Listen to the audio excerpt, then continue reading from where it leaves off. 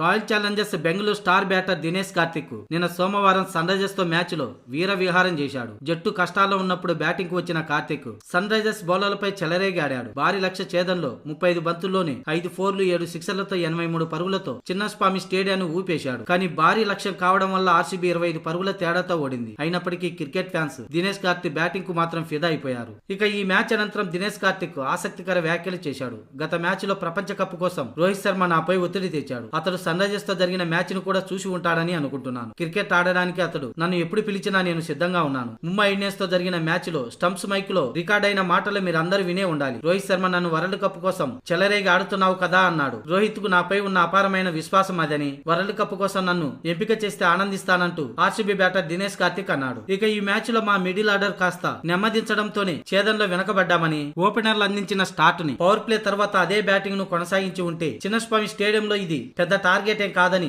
దినేష్ కార్తిక్ పేర్కొన్నాడు. ఏది ఏమైనా సన్ రైజర్స్ ఈ మ్యాచ్ లో బాగా ఆడిందని దినేష్ కార్తిక్ అన్నాడు.